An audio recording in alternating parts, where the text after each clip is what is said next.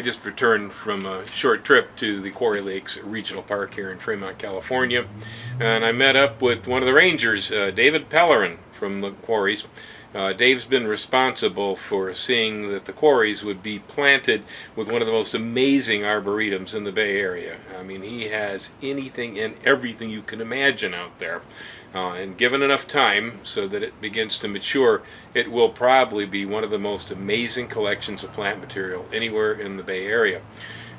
One of the spots he's working with is a peninsula that juts out into the lake. It's sheltered a bit by a lake effect, and so they don't get much frost on that little spot. And because of it, he's able to grow a lot of things out there that the rest of us have trouble with. One thing that went out on the peninsula was a collection of rare fruits.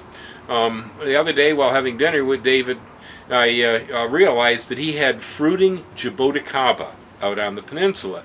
Now my jaw went, what? Because this is one of those lessons for everybody out there. When you think you know a thing or two about plants, never say never. I had heard from rare fruit growers in the state that Jaboticaba can be grown here, but I had never really seen one that was successful until I visited Dave. They have fruiting Jaboticabas at about 7 years old out there on the quarries. And so I got my lesson in horticulture for the day.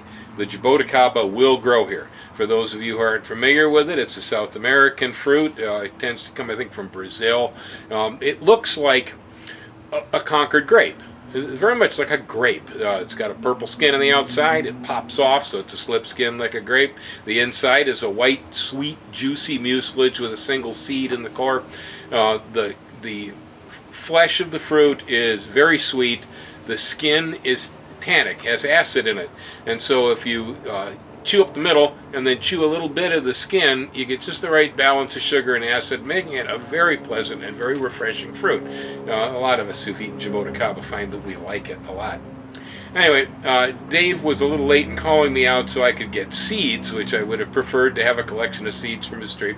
The ground squirrels have finished off almost all the fruit, along with a few locals who happen to know what Jaboticabas are and stole all the fruits out of the tree. But I could see the residue of the fruit underneath the trees, and he was allowing me to come and take cuttings. And so here I am in my greenhouse, and I'm going to strike a batch of Jaboticaba cuttings. It's a pretty standard process here. I've got pieces cut reasonably small, about the size of a matchstick. You want to make sure that you open a hole in your medium underneath so you don't rub your rooting hormone off.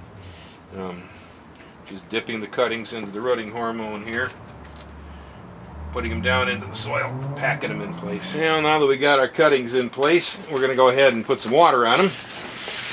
Essential business for cuttings. Let's settle them down there into the soil. Okay, well, now that we got our cuttings down in place, let's take a trip out to the quarry and have a look at the actual trees. So here we are. David's standing between two Jaboticaba. Planted at the same time from the same source. How long? That's a third one there that I planted later. I see it. Yeah, pretty small. How long ago? About 8 odd years.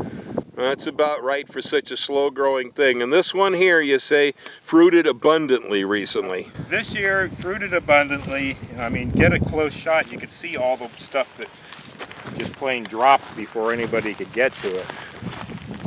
Oh my goodness. There's the proof. Yeah, there's the proof laying here, the residue of the skins that have been fed on. All right, now I've tried Jaboticaba in the Bay Area, and even if I ignore the fact that the winter killed my plants twice, I also had trouble with the plants just plain dying back, whether it was anthracnose or some other issue that they had. I eventually just gave up on these things and decided they do not raise here in California. But like I found out about a lot of things, I was wrong whenever I say it won't. Okay, and so this thing, this is a plant where most of the fruit actually forms on the older wood, right along the sides of the trunk, right? All of it. All of it. I mean, last year was the first year it fruited. It was just a little teaser. This year we had bags and bags, and then somebody discovered it and cleaned the rest out. But all of these branches just solidly packed. Let's see. They So were down in here, and solidly stems packed like with that, fruit. huh? Yeah. Wow. Well, here you can really see the evidence here. Right there, yeah, the little circles was Yeah. where it was attached. And on Huh? this whole branch, you can see it. Okay.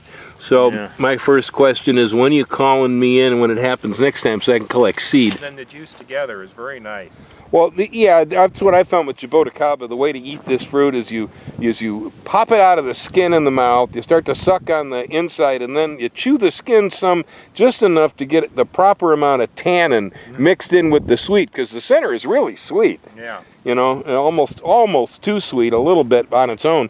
But when you get just the amount of tannin, it comes out just right. Huh. Well, I got to change my attitude about Jaboticaba in California.